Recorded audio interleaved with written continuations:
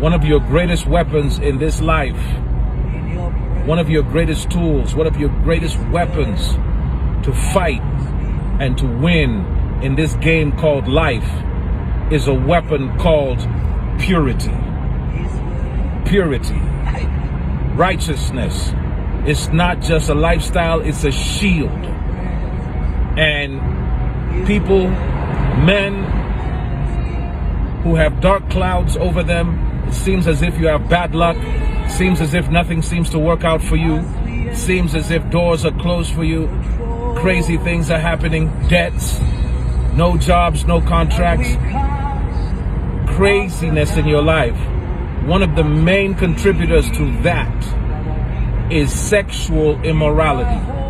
Fornication, adultery, homosexuality, any kind of sexual immorality.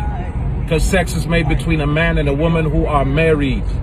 Now, if you violate that commandment that God has given, that you shall not commit adultery or you shall not fornicate, if you violate that commandment, you bring dark clouds over your life. You bring curses over your life.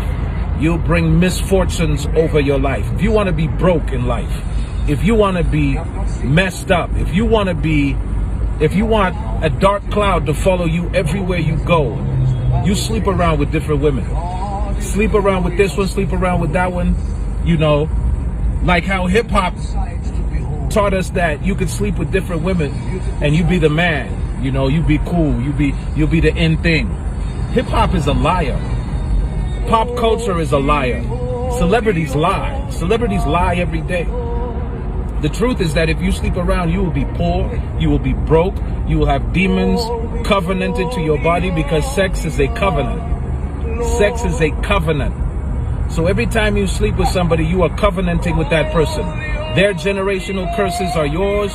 Your generational curses are theirs. There's a spiritual exchange of not just fluids, but of spiritual material. When you were born, when you were created in your mother's womb, God put all kinds of virtues and blessings inside of you as treasure. So just because you're broke right now does not mean that you are without value. When God created the heavens and the earth, he did not have $1 in his pocket. That means that the International Monetary Fund and the World Bank would have considered him to be below the poverty line. And yet, he's the creator of heaven and earth. So don't tell me that you don't have money in your pocket and that means you have no value. I'll slap you in the face. You're a liar. You have all kinds of value inside you. God placed that virtue inside you. God placed that value inside you, and it will manifest in time. Those are time release capsules. Those capsules release at the right time. When you get married, there's a time release capsule for your home. When you get a family, there's a time release capsule for a certain vehicle, for logbooks and title deeds and everything that you're going to need, for contracts, everything you're going to need in life. But what the devil does is that he advertises, using the media, he advertises fornication, it's sexual immorality, and makes it look normal. So that when you get into it, you don't know, but that demon is in the room stealing your contracts, stealing your logbooks and title deeds, stealing what's called virtue. Because every human being has something inside them called virtue. And the way you protect virtue is through righteousness. But if you violate that, you start sleeping with different women, I guarantee you, you lose that virtue and life becomes more and more difficult. Doors start closing, contracts that were on the table get taken off, your business starts to shut down, customers vaporize. So let me tell you, purity, righteousness, holiness, those are not just words. That's a lifestyle that can protect your heritage, your children and your children's children. In Proverbs chapter 5, that mystery is hidden. That you should only have one wife if you're a wise man. Have one wife and only sleep with her. Don't sleep around with different women.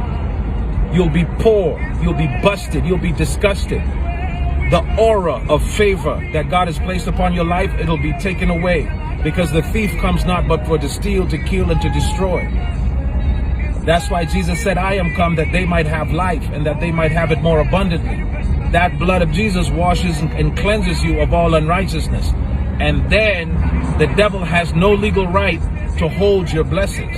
But now, as soon as you sleep around, as soon as you start violating those commandments, what happens is, what the devil does is that he'll give you alcohol, he'll give you drugs, then he'll put women in the picture, or men, or whatever, because nowadays it's men, women, boys, it's crazy now.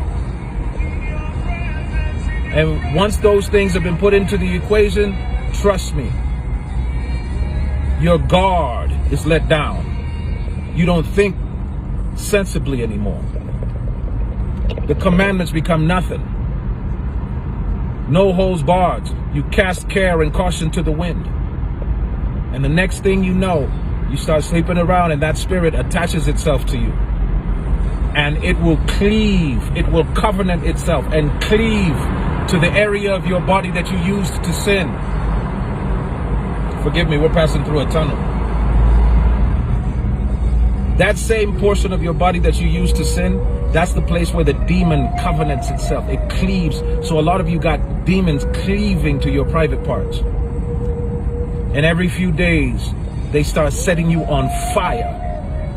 And as they set you on fire, you have to get a girl or a dude or whatever the case may be to keep the fire, to try to put that fire out. But the fire is not put out by more sex. In fact, more sex just causes more problems. More sex just adds to the flames. That's like pouring petrol. That's like pouring gasoline on flames. The flames just increase. It seems as if you've satisfied it for a little while, but after a short time, it comes right back. The only way you can quench and destroy or mortify this appetite is by prayer. Men, that's why Jesus said men ought always to pray and not to faint.